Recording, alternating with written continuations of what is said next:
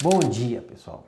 Bom, último vídeo que eu fiz, eu falei sobre a paranoia e a desconfiança que os políticos estão conseguindo vender pra gente nesses últimos tempos.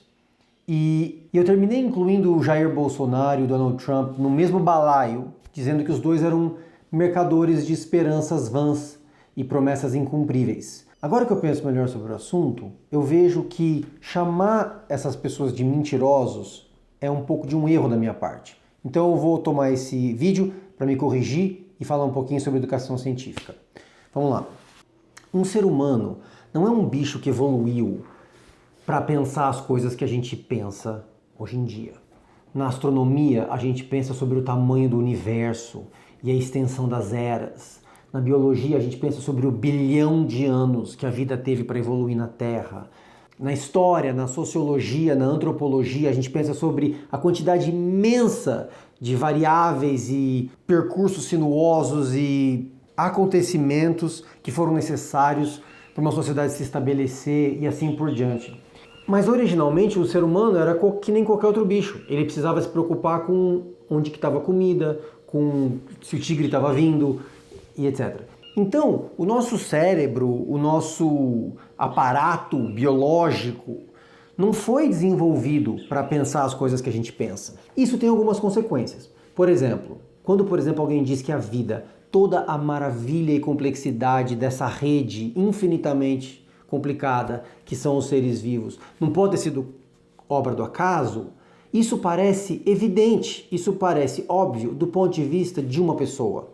Quer dizer, do ponto de vista de uma pessoa que dura 60 anos, não é possível que toda essa imensa complexidade tenha sido obra do acaso. Porque não dá para entender, do ponto de vista de 60 anos, como é que é possível que seja obra do acaso. Para entender como é que isso pode ser obra do acaso, você tem que pensar em termos de milhões de anos, em termos de bilhões de anos. E isso não é fácil fazer. Isso exige muito treino, exige um treino duro, geralmente um treino profissionalizante. Ou seja, um treino que exige anos de trabalho para você conseguir começar a pensar em termos das eras do tempo, ao invés da sua perspectiva.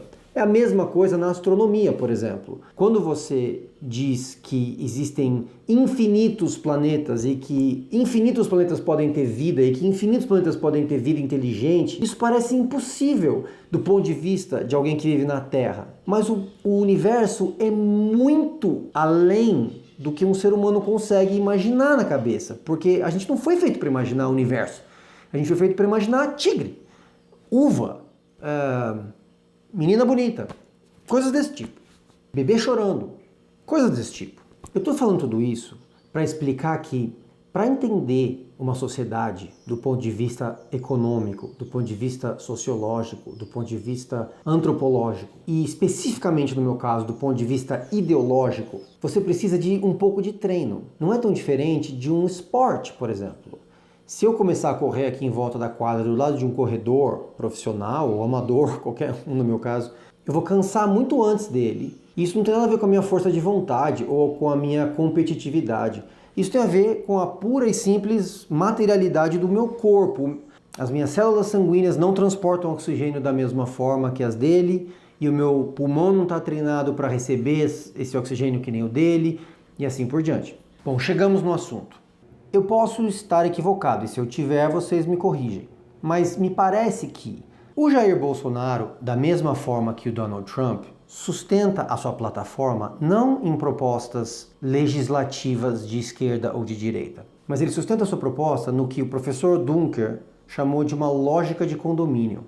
Ou seja, na ideia de que todas essas coisas que estão erradas, todas as coisas que a gente está sofrendo, todas as nossas perdas sociais, todos os nossos sofrimentos sociais, eles são culpa de alguém, de um certo povo, de um certo grupo, e que esse grupo a gente pode remover da sociedade.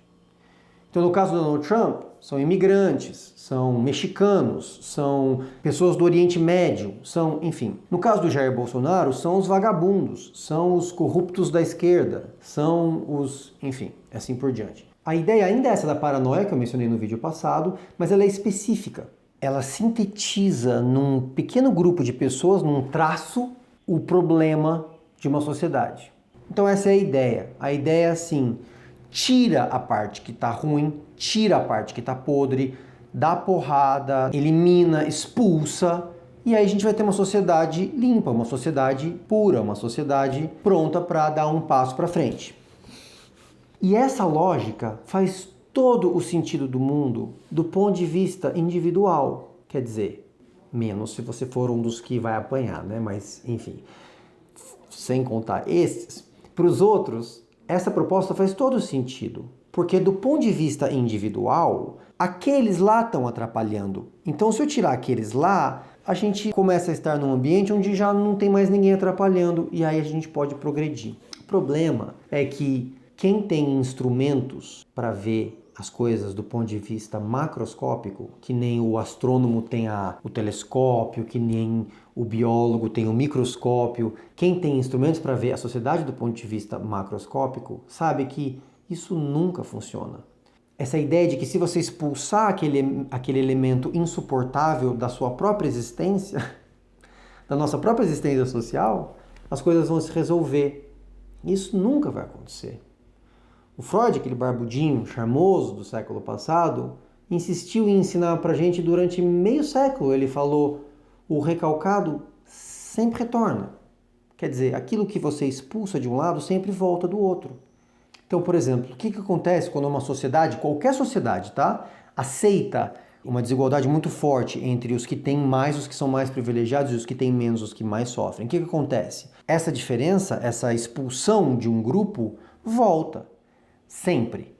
Volta como violência, volta como perigo, volta como angústia, como mal-estar e assim por diante. Essa proposta não é nova.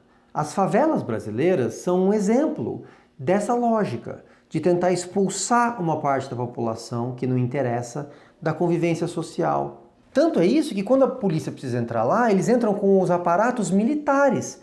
A força militar foi feita para lidar com outros países, com outras nações, com pessoas fora da fronteira nacional. Quer dizer, isso diz tudo o que você precisa saber sobre como a gente trata esse problema. Isso não é novo, isso não é do Donald Trump, isso não é do Jair Bolsonaro. Essa ideia de que a gente pode remover uma parte da sociedade já é velha. Mas o problema é que não funciona. Porque a nossa violência para com os outros sempre volta de algum outro jeito.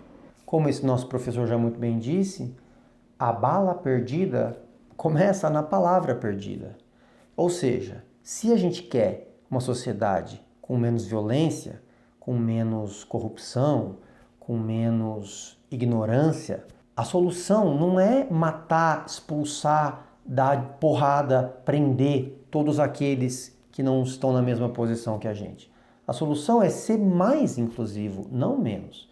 Se a gente não tiver paciência, aceitação, curiosidade sobre o outro que é super diferente da gente, insuportavelmente diferente da gente, então a gente não merece mesmo morar numa democracia, porque a democracia é justamente isso. Conviver com o outro que é diferente da gente. É isso que é a democracia, é um sistema para conviver com a diferença. Então, dito de outra forma, eu não acho não que o Trump e que o Bolsonaro aqui no Brasil sejam mentirosos. Porque eu acho que para você ser mentiroso, você teria que saber de tudo isso. E mesmo assim, falar que você vai resolver expulsando o outro. Eu acho que você tem que ser inteligente para ser mentiroso nesse caso, entende o que eu quero dizer? No fim, é um simples caso de ignorância. Não no sentido pejorativo do termo, no sentido de que são pessoas que, por falta de treino, ignoram o fato de que expulsar aquele que é insuportável para você, aquele com o qual você não concorda, nunca vai dar certo. Para você conseguir montar uma sociedade que ande para frente, o segredo é o contrário. O segredo é conseguir dar para aquele a mesma voz e o mesmo direito que você tem. Do ponto de vista de quem estuda isso, essa sempre foi e continua sendo a única solução possível numa democracia. Esqueci de novo. Se você quiser continuar conversando, se inscreva e faça perguntas e a gente parte daí, a gente parte das perguntas e começa a ter uma conversa mais comunitária e conseguir se escutar um pouco melhor. Tá bom? Um beijo, tchau!